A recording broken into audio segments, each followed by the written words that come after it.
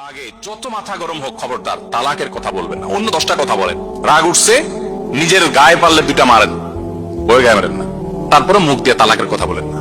আমার এই জীবনে অসংখ্য মানুষ অফিসে আসে, ফোন করে মাসালা জানার জন্য আমাদের কাছে। কত মানুষ দেখেছি যে মসজিদে হয়তো জুমার পরে এসে দাঁড়িয়েছেন কিংবা অফিসে এসে দাঁড়িয়েছেন, চোখের পানি ফেলছেন, হুজুর 3টা বাচ্চা আমার, আমি তো পাগল হয়ে যাব, কি করব, চোখের পানি ফেলছেন।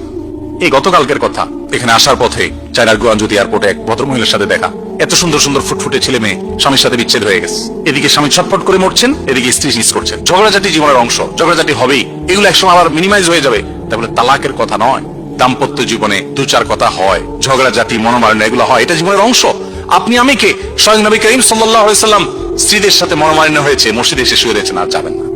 আলী রাদিয়াল্লাহু তাআলা আনহু রাসূলুল্লাহ সাল্লাল্লাহু আলাইহি ওয়াসাল্লামের মেয়ের জামাই, ফাতিমা রাদিয়াল্লাহু তাআলা আনহার স্বামী, সেই মানুষটা তিনি মসজিদে এসে শুয়ে আছেন। কেন? অভিমান হয়েছে স্ত্রীর প্রতি, নবীজি এসে সেখানে মিটমাট করেছেন।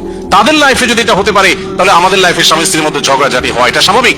আজকে যার সাথে ঝগড়া হচ্ছে 2-4-10 বছর ঠিক হয়ে যাবে। বিশেষ করে দাম্পত্য জীবনের শুরুর দিকে একেবারে প্রথম তো মহব্বত আর ভালোবাসার ঢেউ খেলতে থাকে। কিছুদিন পর যেতে যেতে 1-2টা বাচ্চা হলে তখন এবার ঝগড়াঝাটি, মা বোন বিভিন্ন ইস্যু নিয়ে ভাই বোন হয়। এই সময়টা যদি সবর করে পার করে কেউ বুদ্ধিমত্তার সাথে, এরপরে আবার একটা সময় সুখ, আর সুখ থাকে মরণ পর্যন্ত পুরোপুরি। কিন্তু যদি কেউ এই টাইমে ভুল করে ফেলে,